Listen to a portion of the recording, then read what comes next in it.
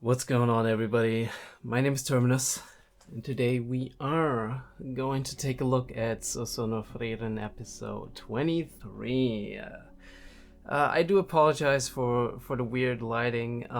We're gonna have to probably contend with that for a week or two. It's gonna be inconsistent because I recorded some of the things beforehand and others I didn't, so you'll see it switching on and off, but when it gets dark outside, you're gonna see, like, I have the window open right now, but when it gets dark outside, you're gonna see that it's gonna be a lot less light and a lot more like white light on that matter. So I do apologize for that in advance. The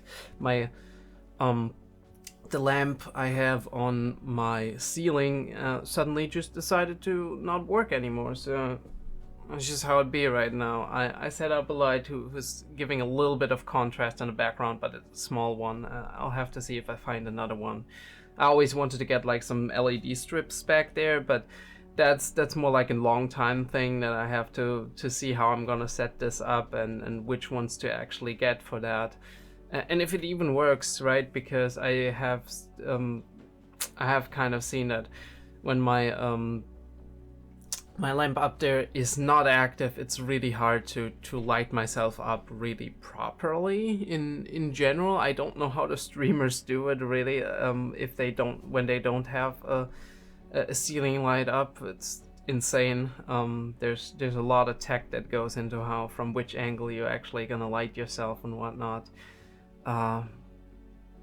Anyway, enough lighting talk. We're gonna talk about Frieren, about the last episode 22. We're gonna go right in there and see what happened last time. Yeah, last time we did have the end of the first exam, and we had a little bit of a calm episode, right? We're setting things up. We're showing like some relationships developing, right? Some like lessons learned. We start out with a very comedic element with 𝐸𝐴𝐴 just lazing in bed, and it feels really relatable because sometimes if you have nothing to do, right, and you're just waiting for things to happen, it can be very easy to just not do anything, right?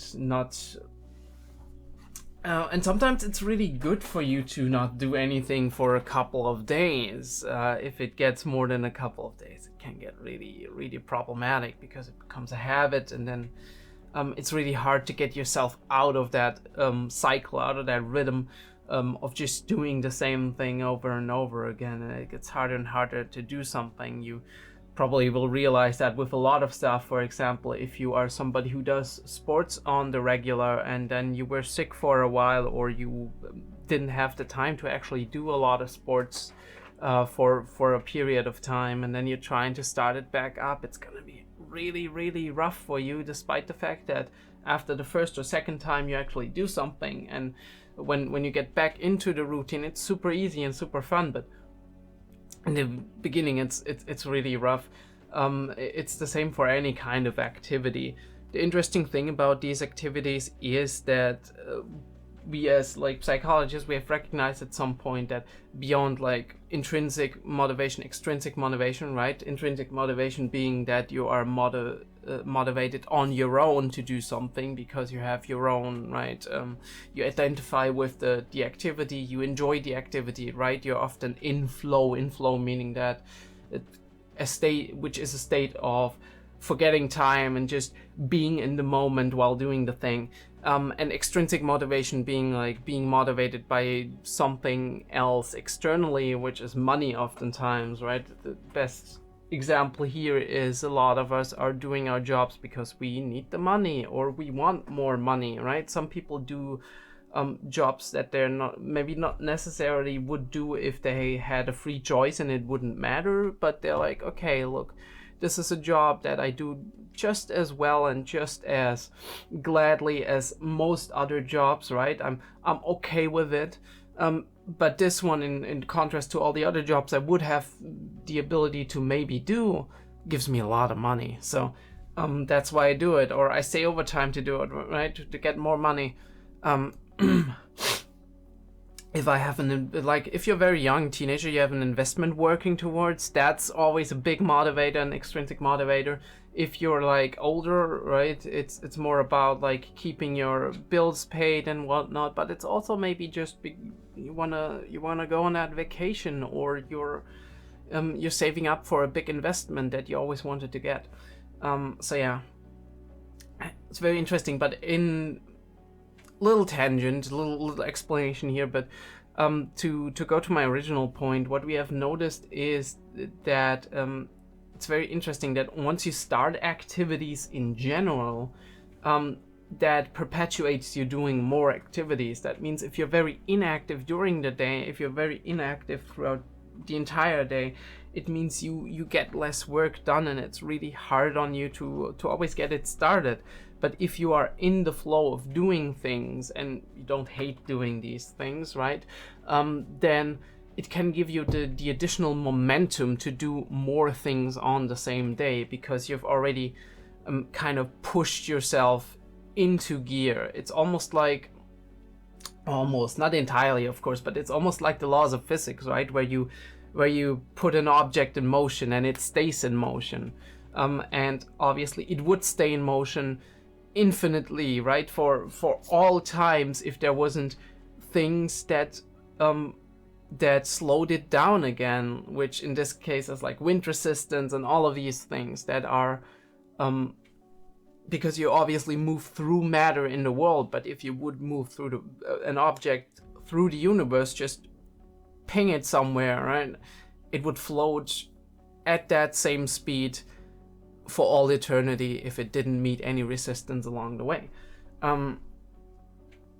I mean, you could explain that in a way also for humans, right? Because humans, we start getting in motion, we're doing things, and then something gets in our way oftentimes, be that our depleting energy resources, or be that other things that like happen in life that we can't foresee, that kind of stops us and puts us to a halt, and then it's hard to get back into it. That's one of the reasons why it's sometimes so hard to get back into an activity after you've been interrupted by something that you didn't foresee, that it just happened out of the blue.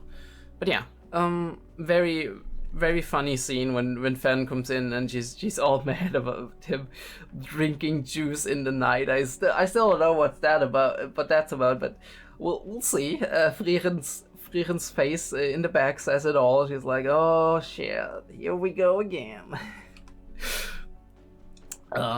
Yeah, and she is pouting the whole way, and they spent their day kind of trying to please Fan, which one of Fan's pleasures, even the guilty pleasures, even literally, because she feels a little bit guilty doing it because she knows it costs a lot of money, is eating. So they're looking for a good restaurant to do something. And I think Frieren also had a little bit of a private motivation, as we find out later in the story. It's been a place where she's been with Himmel and the rest, and where she's eaten very delicious food, and she wanted to know if it's still the same taste and if it's still super delicious and whatnot. So there's a little bit of her own motives going in there, being like, okay, I'm using this excuse to please Fern, right?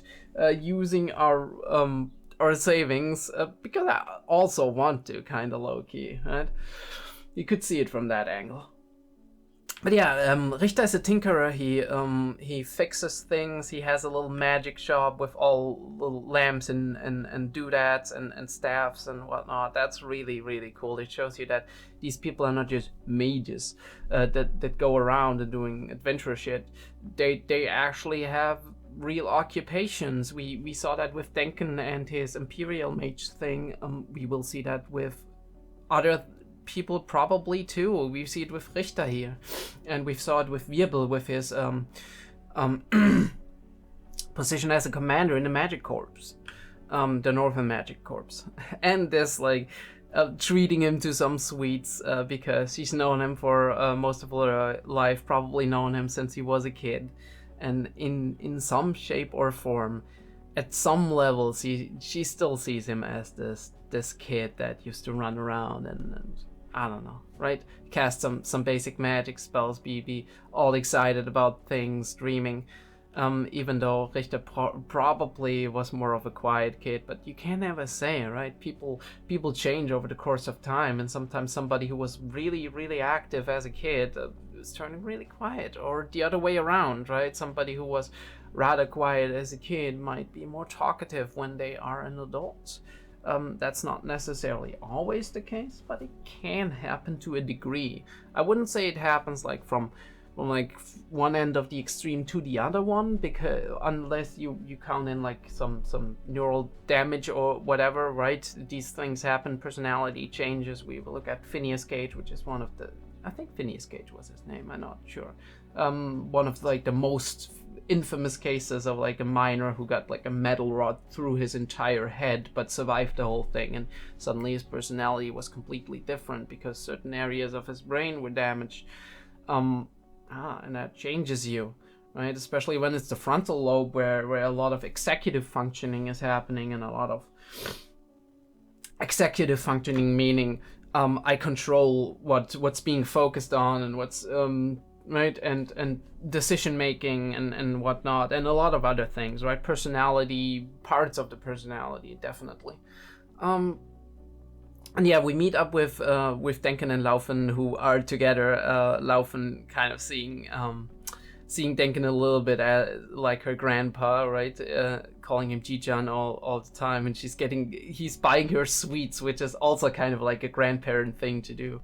And he wants to socialize a bit. Richter's like, nah, we ain't together anymore, right? We're gonna have to fight against one another in the next exam. Things like, dude, socialize a bit, okay, come out. But we talked about that last time, about people just being somewhat friends and dragging you around. I think it's really cool that we see that all of these groups that we've seen, or most of these groups, stick together after they've actually don't have a reason necessarily to stick around anymore. It proves to you that going through something difficult together, going through something challenging together can actually really impact you as a person. It can impact your relationships with other people, right? How close you perceive to yourself to be to them, or also your interest in them, right? Or your empathy and emotional connection, as we can see later on, maybe. It's maybe not necessarily empathy in this case, more interest, and the desire to be empathetic rather than direct empathy. But even here, right, we do have that connection and being like, damn, we made it through together. That kind of forges a bond to a degree. Not always, but oftentimes. And here speaking of which, I think it's very it says a lot about his character, and is also very cute that he looks at the lost kitten and thinks about maybe helping it. I don't know how helping it would, like what that would entail in that case. Maybe feeding it something, or looking if there's a stray mama cat going on and around and getting it to her. But he's definitely looking, and then he sees, oh, all right, nothing to do here, and the cat's like, shh. Get your ass away from my kid. Which is very funny. And then we have the reveal. I love that, right? The focus pull. We see him, and then suddenly we hear her saying like 4 eyes, and we focus pull to 𝐸𝐵, who's been following him, and it's very interesting. Like also her posture, right? The posture says a lot about her, and how she has her arms behind her back, like in a playful manner almost, and is kind of tiptoeing towards him. It feels really playful, right? I don't want to say flirty. It can be flirty, but I say playful. It feels playful. She's playfully approaching him, kind of. I mean, obviously her style generally is that, right, being kind of smug about a lot of things, but we see if she's in combat, it's different. She is straight up Terminator walking towards her enemies. We saw that in her confrontation with 𝐸𝐵, being somewhat expressionless, and only when she actually manages to find a challenge or get a hit in and whatever, she starts smirking and whatever. This here's a more gentle smile, I do feel. Obviously she's still the difference is very subtle, and maybe I am having an 𝐸𝐏 bias here as well, because she has a very good character design in general, but I think this is a poker face to a degree, but also you can see through it that there's some degree of friendliness coming from her. Give me 1 second. Now of all fucking times. My nose thinks it's cool to have this.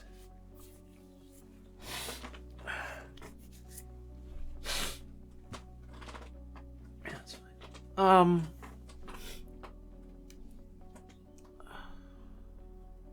Alright, yeah, and they kind of make a pair. They talk to one another. Hey, why didn't you kill him? Oh, yeah, well, I wanted to put it off. I kind of empathized with him. And then she catches her prey, which is very playful, because she doesn't have any reason to kind of shank him or attack him or whatever. This is just her playing with him.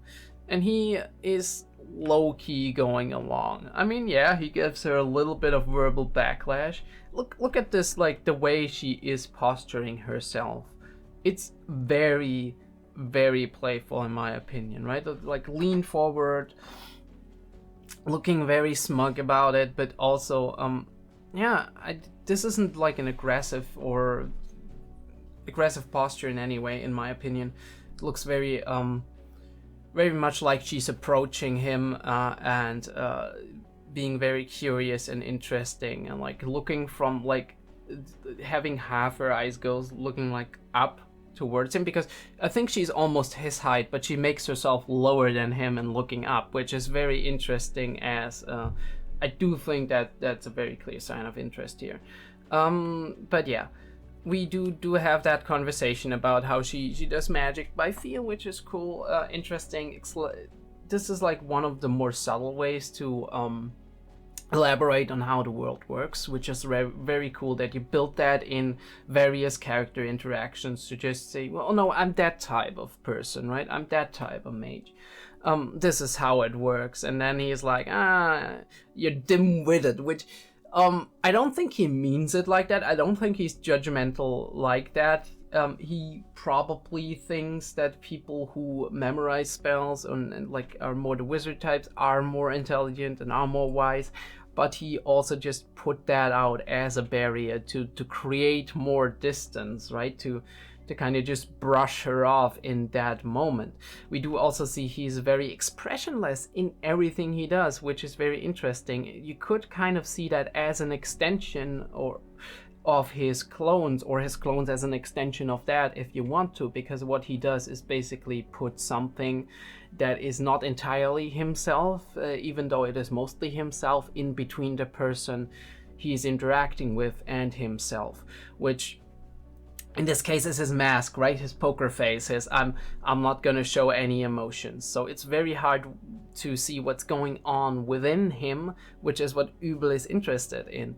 And what we do here is just, she's leaning and she's saying, like, alone that responds, right? Because if you are a person that doesn't say a lot, right? That doesn't reveal a lot about yourself, I think that especially when you actually decide to say something, that says a lot about you, because what's coming out of there is something that is oftentimes, not always, but oftentimes so emotionally charged that it reveals something about yourself. And this is like, 𝐸𝐏's like, I think I understand you a tiny bit better now, and I must stick around because I want your spell, which is like the reason she puts forth, but it might not be the only thing, and I'm more interested now that I know who you might be, right? What kind of person you might be.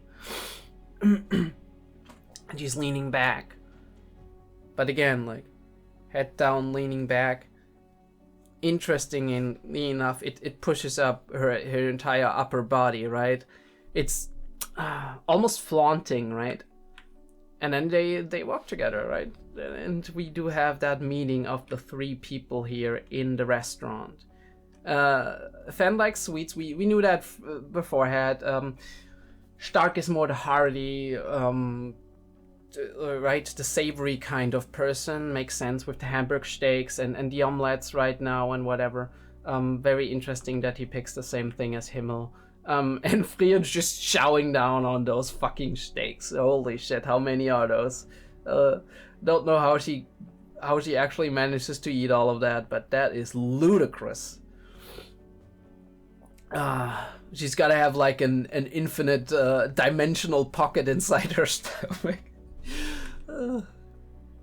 And we see about 𝐿𝐿𝐏𝐿𝐬, the chef, and what the little thing they did. And again, it's all around Frieren oftentimes. 𝐏𝐢𝐏 notices all these subtle little differences and all the things she says that are significant, and can actually differentiate between, right, what's not significant or what Frieren says. Although I would say that oftentimes when she doesn't have anything to say, she just doesn't say it. And what's significant and what he can do something about, or maybe just put his own stamp on it. And in this sense, once again, right, every time Frieren is surprised by this, but she shouldn't be at this point. 𝐏𝐢𝐏 is like just being all about her, and you see that every second that we see in flashbacks. Fan's happy, 𝔸𝕓𝕠𝕦� happy, Frieren is happy. She says it doesn't taste the same, he didn't hold his promise, but at the very least it tastes better than anything else she's ever seen or ever tasted. And that is enough for her. That is the solace she has. Land being very pragmatic, it makes perfect sense. Them having their little, like, you have your little croissant and her, I don't know, coffee probably, or tea or something. And Fan being like all walking on clouds, basically. We have that little joke with the guy who was like, I've nothing to teach you, and 𝔸𝕬𝕠𝕦� like, who is that guy? He always comes here. And we have the recurring theme to rope us back in, right? Fan's mad again. Frieren did an oopsie. Frieren did the Frieren. And we go out for some bread. She's using emotional blackmail now. Be careful, 𝔸𝕬𝕠𝕦. You're gonna be in for slog, I'm telling you. I mean, Fan's a nice girl, but holy shit, she's got some attitude. She's got some she's difficult, right? High maintenance.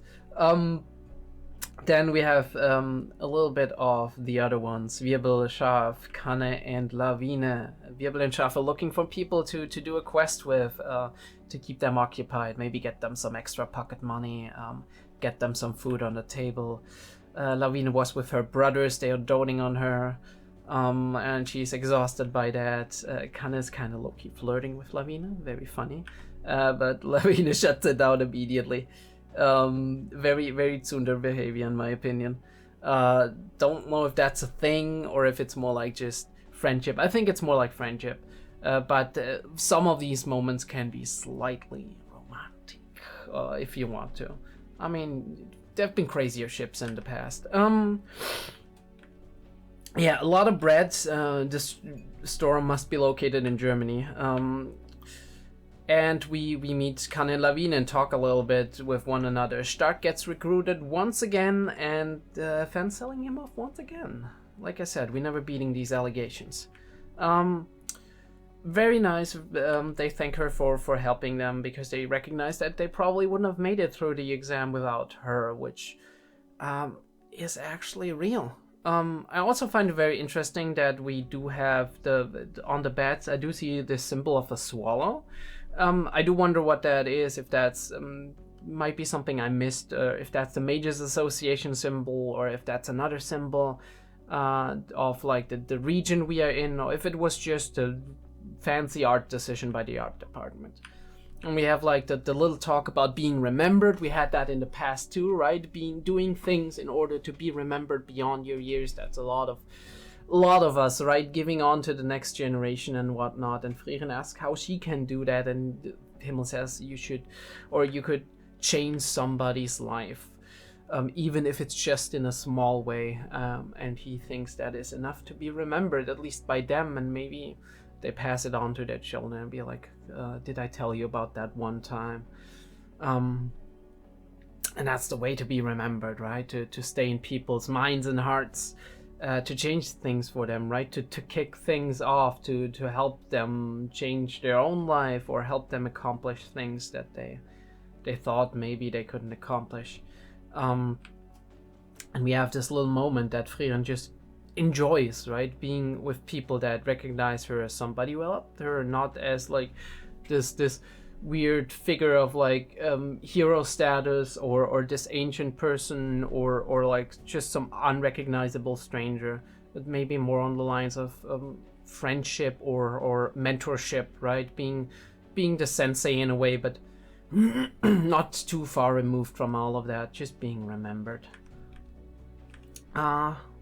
And we do have the little notice, and everybody gets it, about the second class mage exam at the arena that Sensei put up, and I'm very curious what that's gonna entail, right? What's gonna happen? That looks more like either a combat arena or it's some like we seen in the intro like the big hall, whatever, that looked more like the end of a dungeon or whatever. Gonna be really cool and interesting to see how that is going on, right? So oh, I didn't actually I didn't do this before we started out. As always, if you do like my videos, if you want me to continue, a little bit emotional blackmail right here, subscribe and give me a like. Check out my Discord if you want to. Check out the Patreon. There's always some little bit of stuff. I can't promise to do more than some other people do, because some other people do it full time. But if what you see there, Frieren episode 23 starts in a 3, a 2, a 1. Bam! Ruins of the King's Tomb located in the northern lands. Interesting. We need to 18. 私が担当する試験に関しては、これまでの結果から実に様々な憶測が飛び交っていると聞く。だが身構える必要はない。試験は至ってシンプル。一級魔法使いを目指す者ならば難なく切り抜けられるものだ。Ooh, interesting. That's her perspective. And cue intro, right? Oh.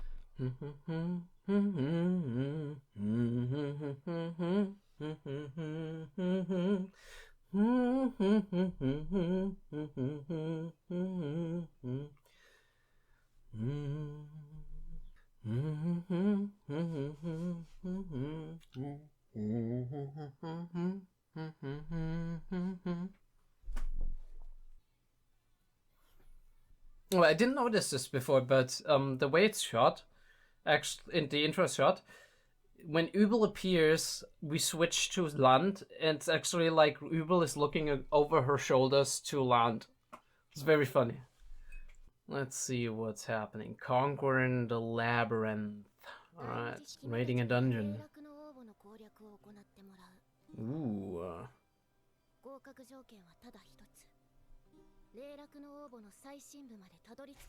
Oh, the deepest floor. Alright, no. Okay. So they could all work together, technically. Mm-hmm. 君たちが目指しているのは魔法使いの最高峰だ。不可能を可能にするのが一級魔法。high standard. 人未到だろうが、ねじ伏せて突き進むんだ。最深部にたどり着いたということをどう証明すればよいのですか？証明の必要はない。She will know. Oh. 無論、受験者に手は貸さんがな。それと。 To return? Oh! Lennon. Okay, we do have the first clutch mage for Lennon.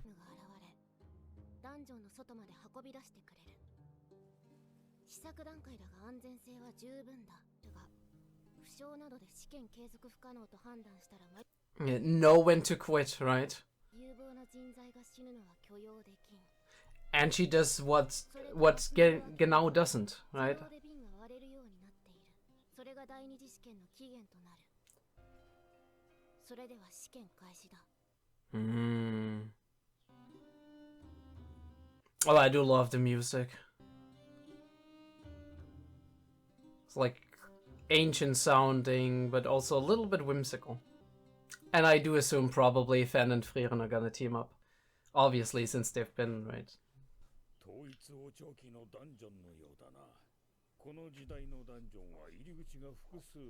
Ooh, knowledge.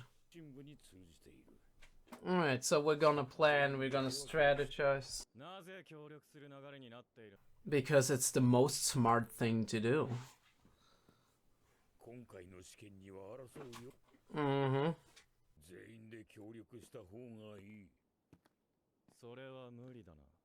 Yeah, he wants to prove himself as being solely responsible. And helping others can put you in danger.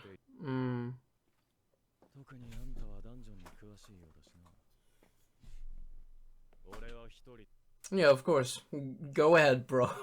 Try to do it. Try to do it if you want to. That's tone, right? That was tone.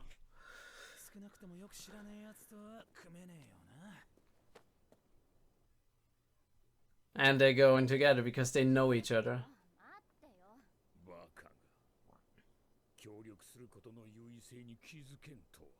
Young and eager to prove themselves.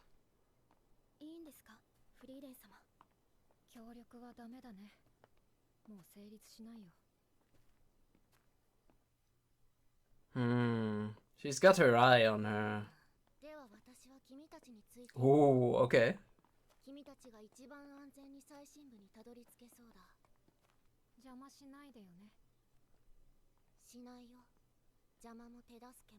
Of course not. But she's interested, right? She wants to observe them, see what they're capable of, because who wouldn't? I do wonder if Frieren was in this tomb before. Oh, we got into 𝐿𝐸𝐏, we're gonna make our own maps. That reminds me of like the old school RPGs, going through like the dungeons and just making the maps. Like this very old like Japanese not JRPGs in that way, but you know.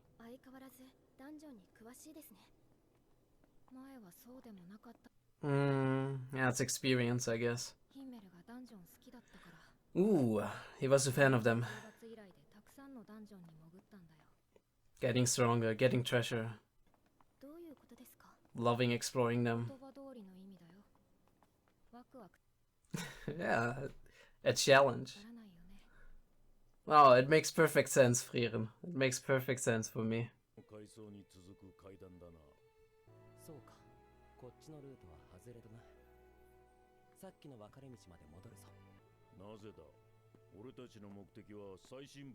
Nah, he wants to see all the dungeon, right? You gotta...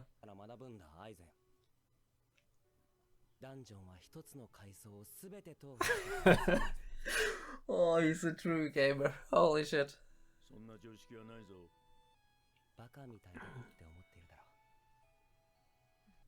Nah.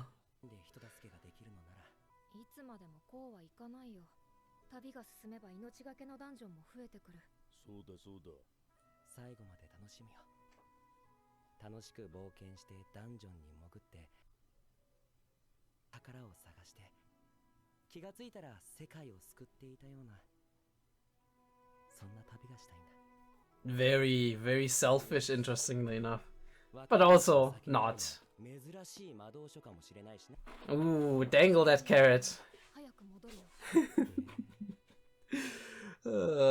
Dangle that carrot. But he enjoys it too. Because he enjoyed it. Because he learned how to enjoy it. It's very fun. Oh, are they gonna team up? Oh no. Alright, they wanna go. The two of them. What are you thinking, Richter? What's your take on that?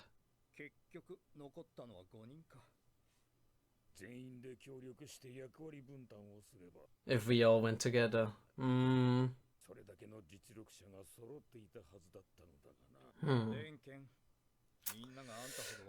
True, and there's competition going on, and there's wanting to prove yourself.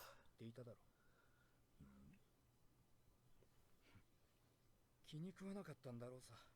少なくともこの中にミミックのような単純な罠にかかって足を引っ張るバカはいない。Or cute Frieren being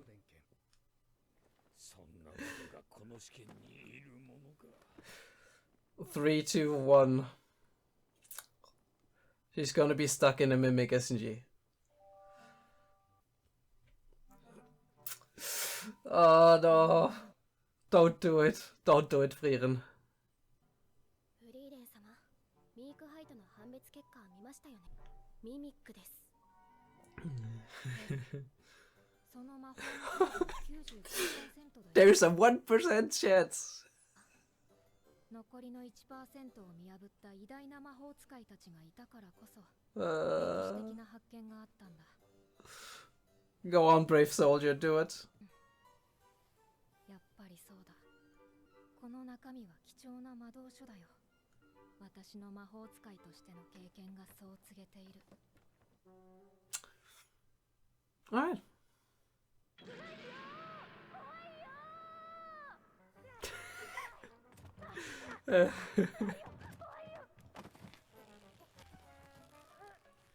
Holy shit.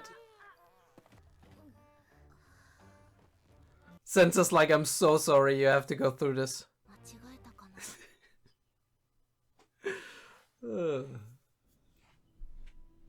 See, that's the thing. Frieren can only do that because the mimic won't kill her. Ooh. Immolation? I do love the design of the dungeon. It's like very large, right? Like you're used to in Lord of the Rings or something, where you're in Moria and the ceiling is barely visible. Ooh, we have gargoyles. Let's fucking go.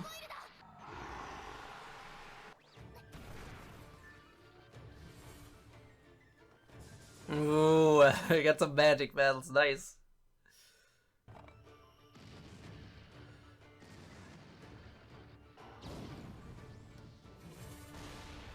And they're working together.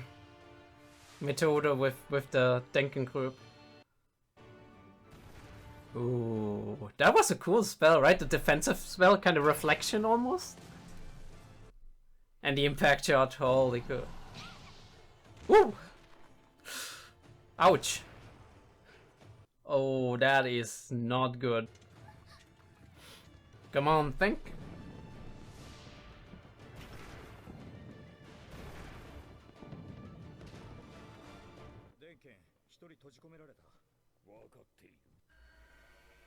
And they save her.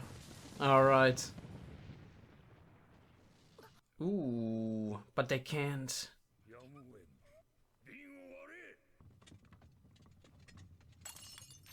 Ooh, and she's out. And she's out. Holy shit.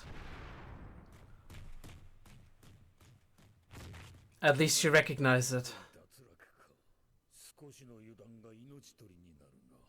It wasn't even her fault, holy shit. Not in luck. Come on, Frieren. Get your butt out of there.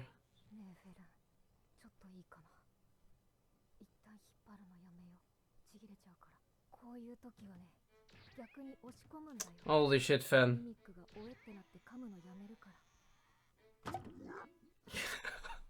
She has the mimic's threat.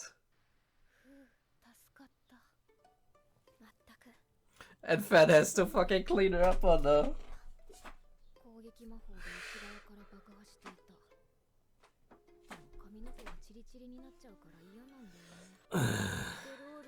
What the fuck is this? The fuck Beatrice Frieren, holy shit. It's your fault to begin with, Frieren. Ooh, I love that. 2 ladders, right? 1 up, 1 down. Where do we go? Oh, yeah.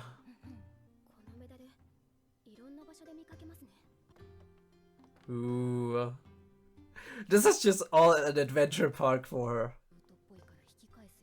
Explore all the dungeon.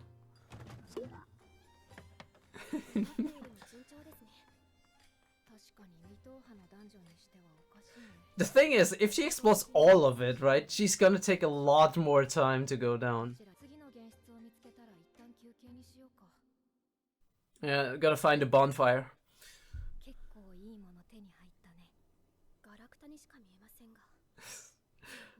Where's your dimensional pocket, Frieren? Come on. Senses sitting there being like, oh, holy shit.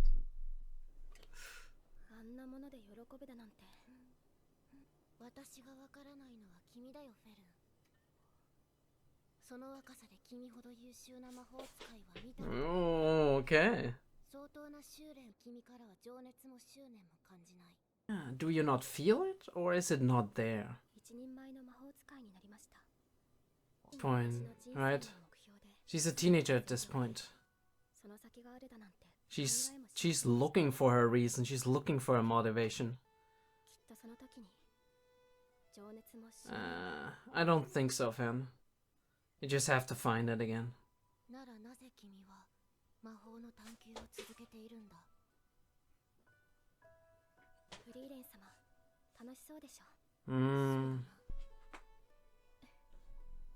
Fun through others. We had that theme in a very early episode of Frieren.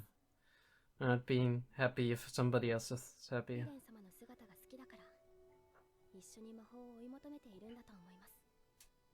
And there's nothing wrong to live like this, right?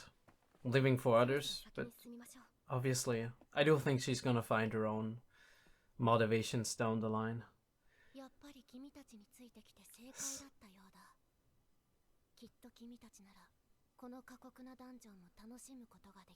Like I was saying, she's a teenager, right? And as a teenager, you still don't really know what you want, right? You still have to find your way, right? The way you wanna proceed with your life. Some people never find it. Ooh, what was that?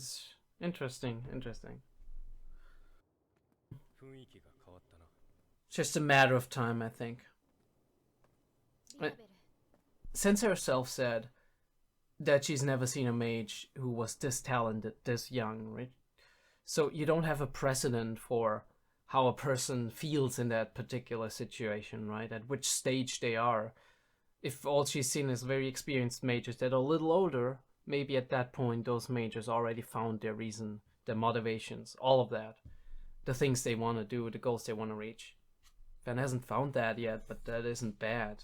At least at the moment she is in a situation where she can just continue to be, right? Continue to adventure and then find it along the lines, right?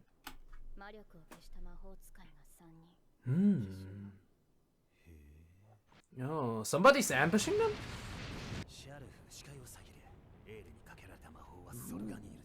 Alright, so there's some competition going on.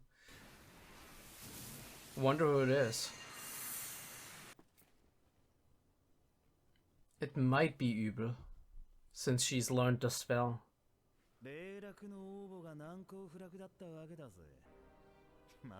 Oh no! Actual fucking... I mean, not mimics in that way, but...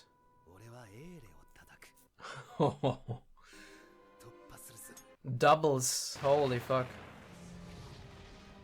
Oh no! What does that mean for Frieren, Fan, and Sensei? Holy shit. You have to defeat your pendant. Who's gonna win? The real you or the fake you?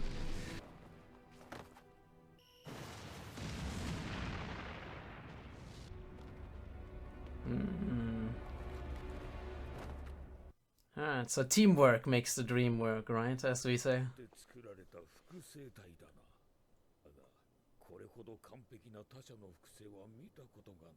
Yeah.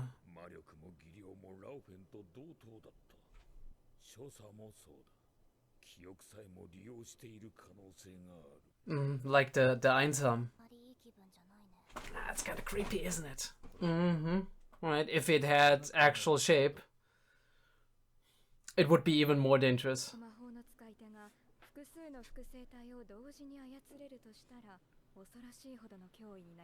Ooh, I wonder if it's sensor or if it's actually some mechanism or somebody in there.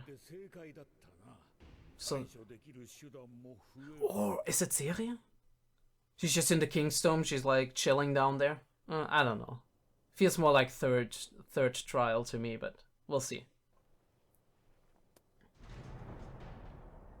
Come on, where's the Dark Souls opening door? I need that. Ooh, okay, who are we teaming up against now? Oh no! No, I recognize that. Holy shit.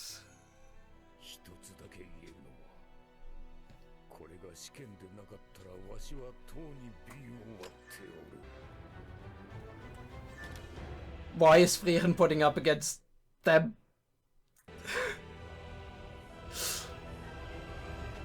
And we have the Dark Souls boss music going on, holy shit. Oh, they're in for trouble. One of them might actually die. Interesting, Methode didn't have one line of dialogue so far. Or maybe one. Earlier on, like all the way in the beginning, but other than that, she didn't have much dialogue. I wonder if she's gonna have to break her bottle here or die.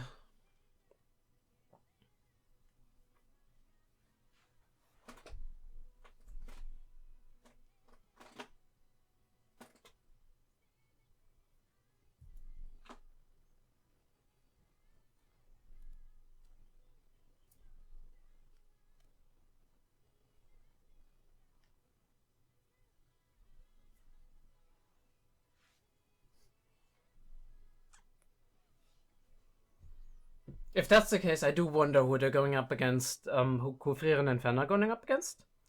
I do think it's probably going to be Sensor, and it's going to be somewhat hard, not super hard. Obviously a copy of Fern too. That's a possibility too.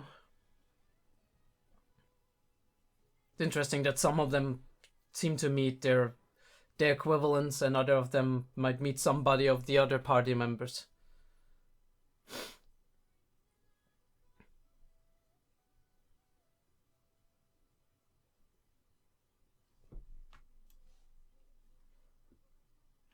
What are we going to do about this indeed? Yeah, I do see that problem. It's gonna be really rough. Yeah, especially with the mana capacity, but yeah, I'll see you back on YouTube in the discussion. All right, we're back, and let's talk about it, shall we? Very, very cool episode. It sets up the stakes very well of all the things that are gonna happen in the next couple of episodes. And we're definitely gonna see that there. We're in the ruins of the King's Tomb located in Northern Lands. Interestingly enough, a very, very deep dungeon from a previous era where apparently the kings are, either it's King's Tomb because a lot of kings died exploring that dungeon, or it's the King's Tomb because it's the actual King's Tomb where kings are being buried. So I do wonder how they get down there, right, and bury the kings if it's so difficult to get down there. And Sensei explains that she thinks her test is super fair, and on the surface level that's true, right? Not taking into account the personalities and the competition that's going on between sorcerers. This test is more than fair. They could, like Denken said in the beginning, all just go in and work together and be a team. And sometimes, yeah, one of them or two of them are gonna fail. But in the end, probably a majority of them, or at least more of them than otherwise, would actually pass this test. And she's very fair. She said, like, congratulations for making it here. I think it's really cool. You needn't prepare yourself for the worst. There's been rumors and whatnot, but it's not true. I do actually only need you to go to the end. And she's, interestingly enough, also doing exactly what 𝐏𝐢𝐏 is not doing, which is saying, okay, if you're about to die, if you think you have no way out, here's a flask, right? Here's the feather, here's the here's the rope, right? To use like the RPG kind of deals. This is gonna get you out in case you need to get out, right? I think in Pokemon, I don't remember exactly. It was Fly, right? It was the like the Pokemon technique Fly, where you just could fly out and whatever. But yeah, you can get back to the town or to the entrance if you actually break that. You failed the test, but do you rather live to see another day and to take the test again in a few years, or do you rather die here and never get the chance to become a first-class mage? And Sensa says she'd rather have more mages surviving this and actually becoming first-class mage one of these days. But you should actually be able to get down there if you are being a first-class mage. And this is her being like, yeah, we're the best of the best. You need to actually hold up to these standards, and that's just how it is, right? Now, I don't 100% agree, although I would say if second-class mages have almost all the same permissions as the first-class mages, almost all the same things, and the only difference is like what they represent and the accolades they got, then I think it's more than fair to be like, okay, I give you a way out, I give you a way to survive, if you can't make it down there. But if you can make it down there, then you're worthy of being a first-class mage, and if you can't, then you're not yet. Doesn't mean you're never worthy, right? In opposition to what 𝐏𝐢𝐏 was doing, where he was like, well, they died, they weren't ready to be first-class mages. Yeah, but they died, right? They can't try again. That's the issue. And I think Sense is very fair there. And she's going down there herself, but she's not gonna help them in any way. She's just gonna trot along. She feels secure and safe enough, apparently, to be able to fight her way out of there anytime. Or, right? Or get down there. Probably done that a couple of years in succession, right? I mean, I know the first class mage exams is only every few years, but, you know, every mage exam. She explains the rules. She's like, right, head out. I love what they're doing with her head, because she's like, obviously she's using that as her kind of magic, supposedly. It's not the only thing she can do, probably, but it's probably the main thing she does. And we're planning, we're strategizing, and I do love that they showed those two together again. I'm pretty sure we're gonna see them in episode 24 or something. We have these three being kind of together again. Interestingly enough, Methode and I don't know how her name, 𝐸𝐏𝐬, they join them later on.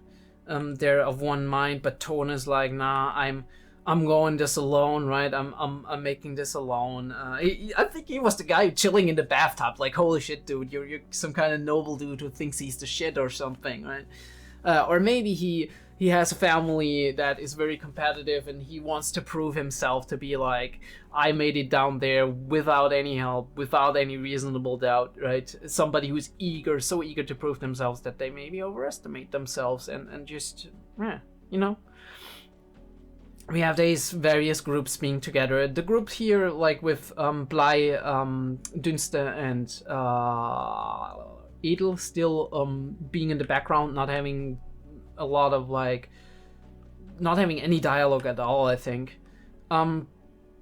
We have this group, they knew each other before the test, 𝐸𝐴 and 𝐸𝐵, they're going together. He's like, I can't do it with anybody I don't know. And I think maybe that is the genius in the design of the first test, that they group them up and see, okay, between some of them there might be some chemistry going on, and they will be able to then recognize that and be like, okay, let's team up for the second one. We do not necessarily have to fight one another. So in the third one, I do assume it's probably going to be a battle royale or something along those lines. And that teaches you an important lesson, right? That sometimes it's not just competition, it's not just being better than everybody else, but sometimes it's just taking a role in a group and fulfilling that role to your best capabilities and actually making it through a hardship, right? And that is what you will encounter the most in the real world too, right? If you have battle between nations, you're gonna have your army and your generals and your your lieutenants, all of these things. You're gonna have the other corps that are fighting with you, like 𝐕 is probably used to. If you're fighting against the demons, you maybe have to team up with another mage or another warrior who actually are here and struggling to do the same, and you need to combine your abilities to actually make it. If you explore a dungeon, you need to be in a team, right? And so we learned this in this capacity. I'm sure many of those mages have learned that before, but the point is, we're gonna drive it home here, right? Obviously, if you're so powerful that you can make it out through there with ease, if you don't have any issues with it at all, then, like Sensei maybe, then you can just go through and that's that. But there's no shame in actually teaming up in small little groups and being like, you know, let's be pragmatic about this, let's actually help one another make it through, because you can make up for the lack of strength or for certain specific niche weaknesses that you might have by teaming up with somebody who complements that well. And Sansa rightfully sees that Fan and Frieren, especially Fan, she's interested, she knows about Frieren being more or less an archmage, but she's interested in Fan because she seems to be very curious about her power level, right? About her capabilities at this point. And we're mapping out the dungeon in true RPG fashion. She's halfway sleeping. Holy shit, I didn't even notice that. Oh no, this is the trap. This is the trap scene, right?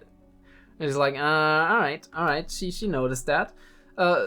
Sensei was just gonna step into that trap and give them more trouble. But yeah, we learn here. Again, I love that framing, the dark going deeper below, and then we have like a corner of light in the frame, and we see we could make it deeper, and Himmel's like, nah, I'm gonna explore the rest of the dungeon, and he is a real completionist in that sense.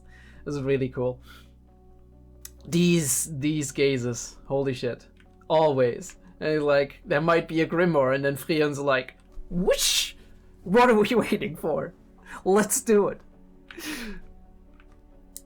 Yeah, and they have been thinking about this a lot and then going in together, so the question is, how will they fare, especially since they could be coming up against the copy of Richter, for example, which they were unable to beat before, and there's not a lot of water down there that 𝐏𝐢𝐏 can actually manage.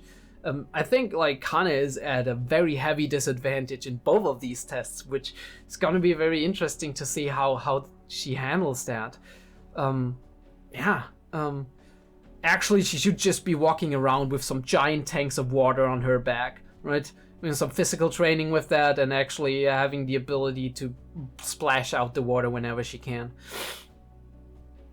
Maybe she needs to be a little bit more versatile at this point, right? I mean, obviously everybody's magic is different, but I would assume that there's, to some degree, you can actually learn other types of magic or kind of supporting types of magic to kind of get you in there.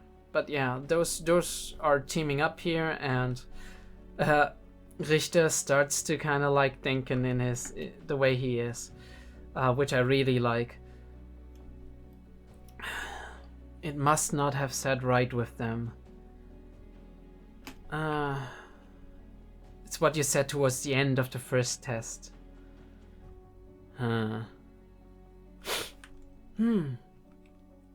Only the smartest remain, and nobody's gonna hold you back here. We're gonna go. Nobody's gonna fall for a mimic. You, Frieren, falling for a mimic because she wants to. It's just how she is. She just has to test it, even if there's like just a 1% chance. But like I said, she can do that because there's no real risk of her dying, because she has a couple of ways out of there, because she has that experience. Otherwise, she probably wouldn't do it, right? Because she'd be stuck here and be like, holy shit, what do I do now? But she knows French just gotta get her out of there. Yeah, immolation, we have a lot of like old ancient tomb traps, whatever. Gargoyles are gonna attack us, and I really like that where the thing was going in and look at that animation, it's amazing, right? The effects of the laser splintering out and the shield, that looks so fucking cool. I've rarely ever seen like magic being displayed in such a cool way, and also with the animation done so well. And I do really like that, because apparently we do have that defensive magic, and suddenly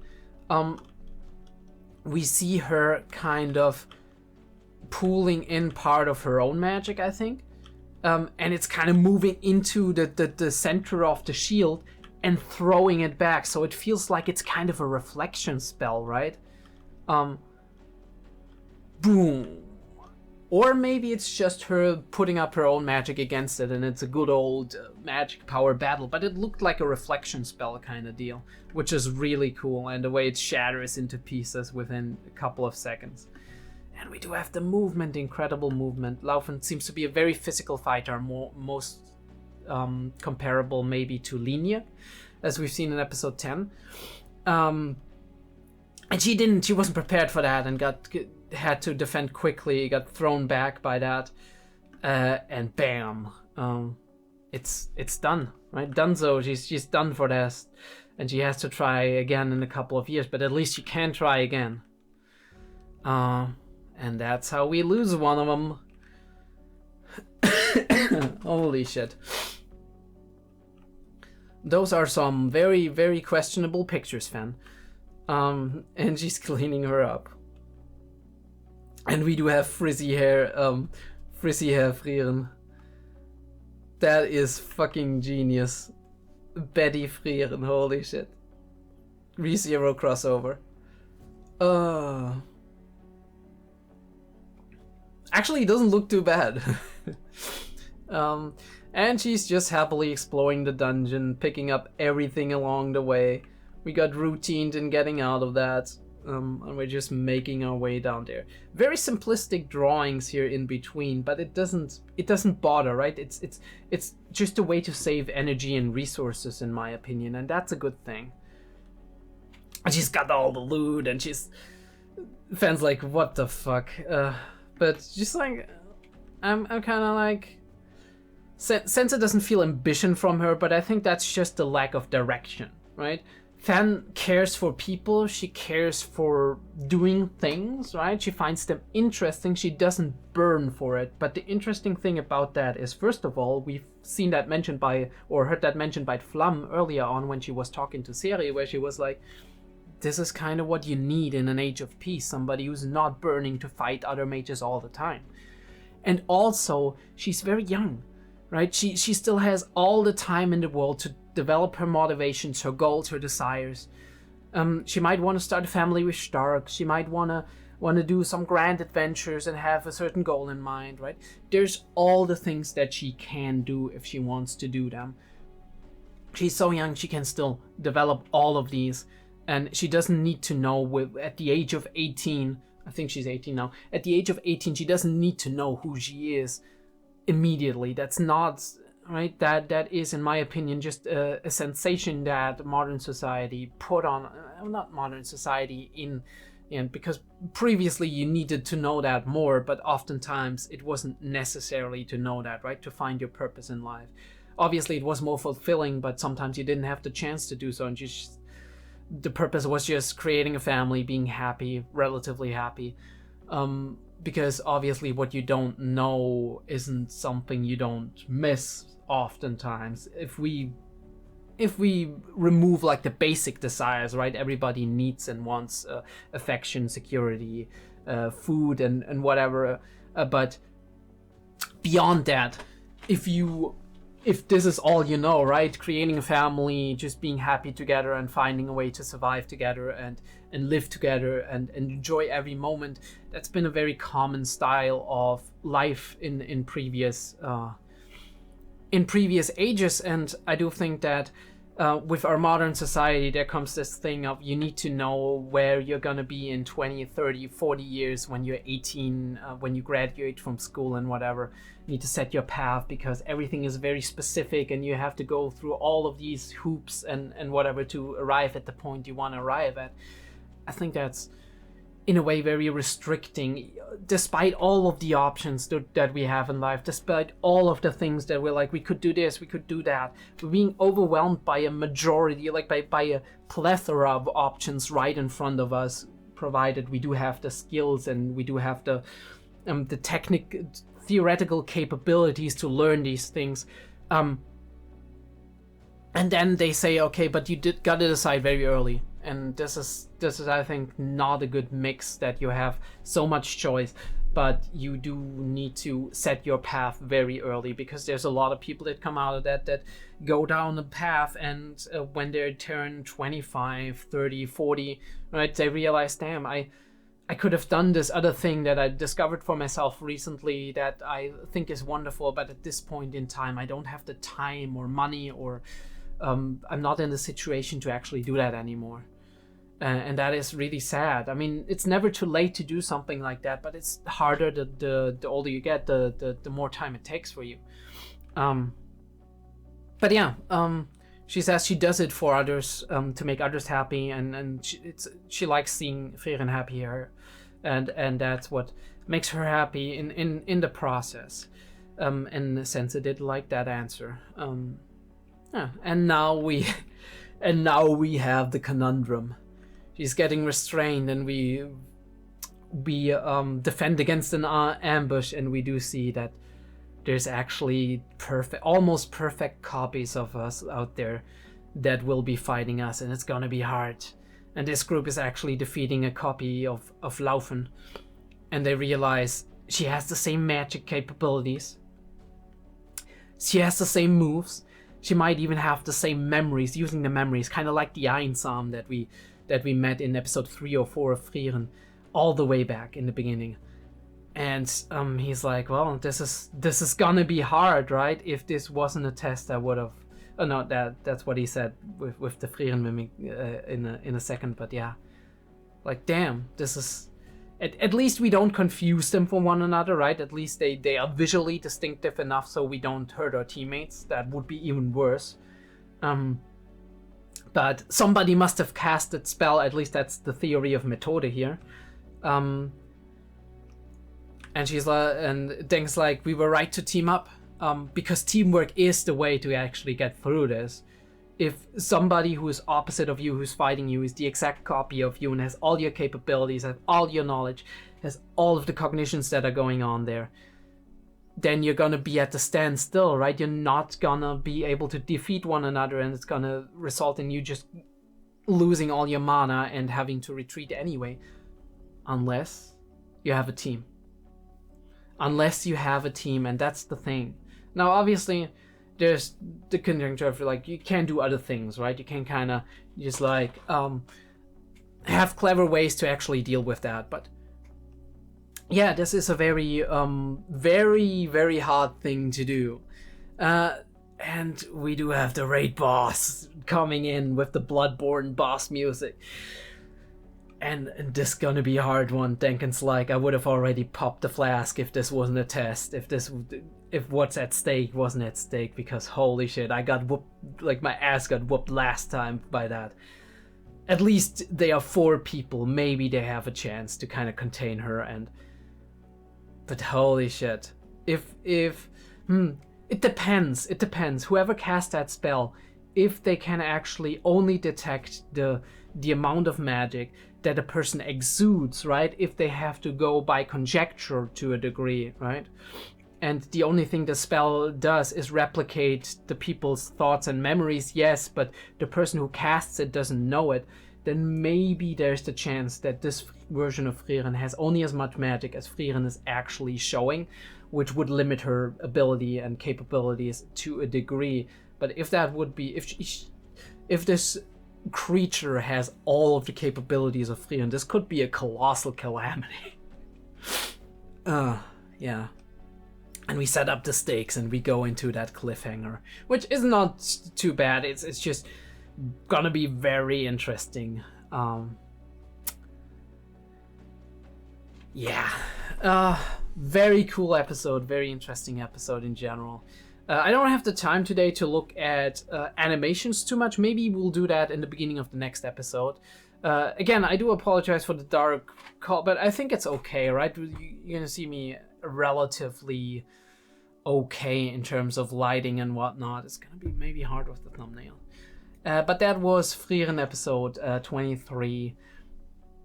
Another great episode, and another really suspenseful episode, setting up for a real tumultuous one next time. I do hope you enjoyed. If you did, please leave a like, subscribe to the channel if you want to see more, and check out the Discord and Patreon or whatever. I'll see you next time.